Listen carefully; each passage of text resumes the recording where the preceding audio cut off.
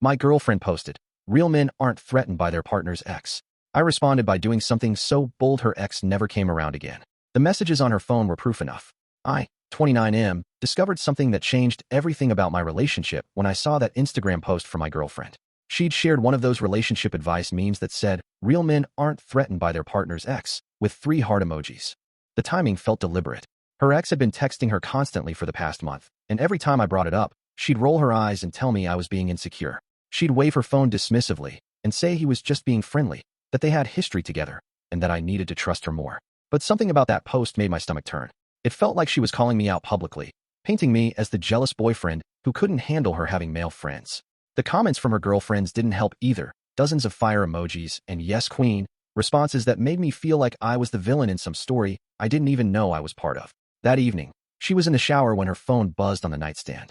I wasn't the type to snoop, but the notification preview showed his name and part of a message that made me freeze. Something about missing how she used to laugh at his jokes and wondering if she ever thought about their trip to Vegas. I stared at that phone for what felt like hours, my heart pounding.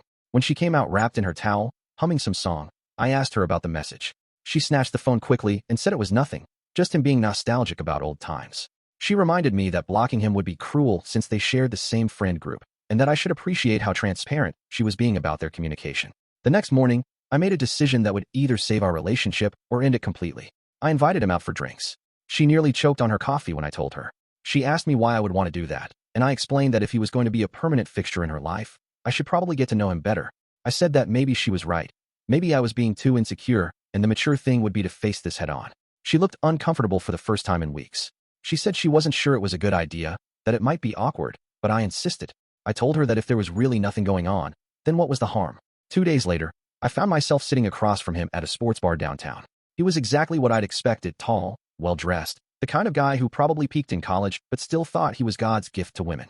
He had that overly confident smile and kept checking his reflection in the bar's mirrors. I bought the first round, and we made small talk about work and sports.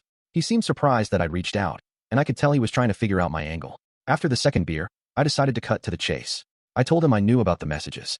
Not accusingly, just matter-of-factly.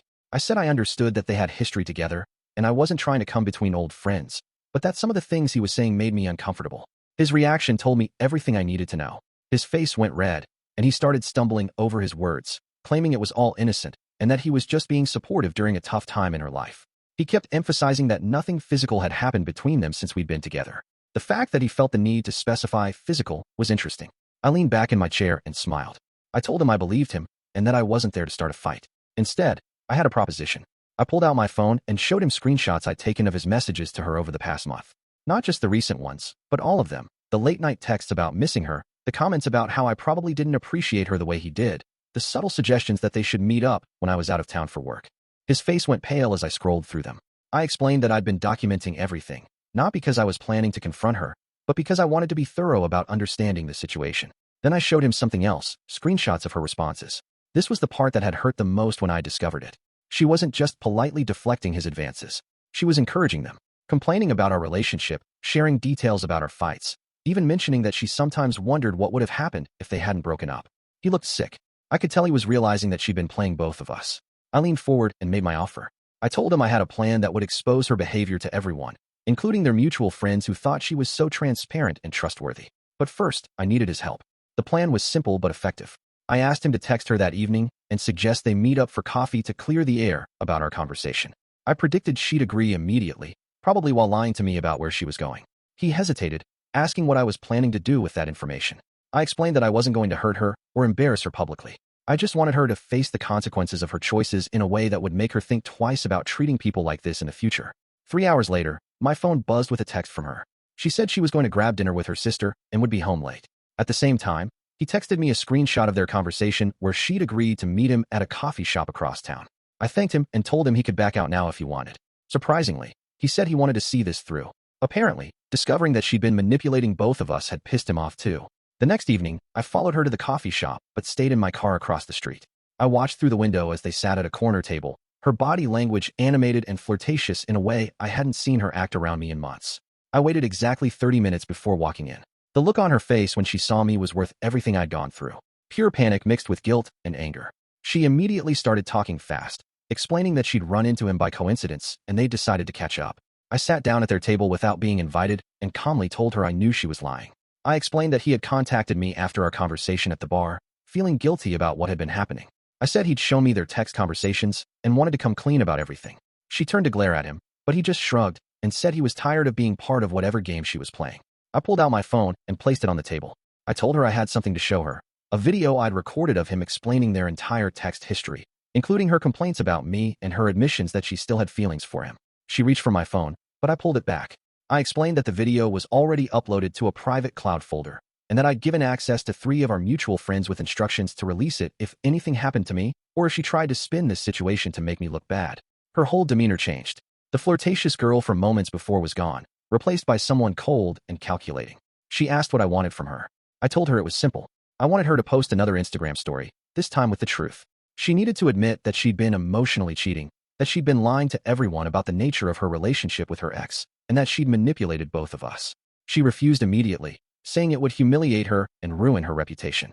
She tried to bargain, offering to block him completely and never speak to him again if I'd just let this go. But I was done being manipulated. I told her she had 2 choices, tell the truth herself, or I'd release the video and let their mutual friends draw their own conclusions about her character. He spoke up then, saying he thought she should just be honest. He mentioned that he'd already told several of their friends about what had been happening because he felt guilty about his role in it. She looked between us like a trapped animal. Finally, she grabbed her purse and stood up, saying she needed time to think about it. I told her she had until midnight to make her decision. She left without another word, and he and I sat there in awkward silence for a few minutes. Finally, he apologized for his part in everything and said he'd learned something valuable about her character. He mentioned that he'd dodged a bullet when they broke up the first time. Update 1. At 11:47 p.m., my phone lit up with notifications. She'd posted a series of Instagram stories that were more honest than I'd expected. She admitted that she'd been having inappropriate conversations with her ex while in a relationship with me, that she'd lied about the nature of their communication, and that she'd violated my trust in ways that were unfair and hurtful. She didn't mention the video or the ultimatum, but she did acknowledge that both he and I deserved better than how she'd been treating us. She ended by saying she needed to work on herself and figure out why she'd made such poor choices. The response was immediate. Her phone was buzzing constantly with messages from friends and family. Some were supportive, praising her for being honest and taking accountability. Others were clearly disappointed, especially the friends who had been encouraging her behavior without knowing the full story. She texted me around 1 a.m., asking if we could talk. I told her I thought we'd said everything we needed to say, and that I'd be moving out over the weekend. Update 2. Moving out was surreal. She tried multiple times to start conversations about working things out, about how this had been a wake-up call for her, and how she wanted to prove she could change. I listened politely, but didn't engage beyond the logistics of separating our belongings and breaking the lease.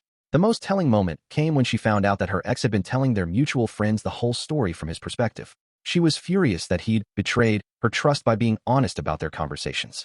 She couldn't see the irony in being upset about someone telling the truth after months of lying herself. 2 weeks later, I heard through a mutual friend that she'd been reaching out to several of her other exes, apparently trying to reconnect with her past now that her current relationship was over. It confirmed everything I'd suspected about her character and made me feel even better about my decision to expose the situation. Update 3. 3 months later, I ran into him at a grocery store. We ended up having coffee and catching up on how everything had played out.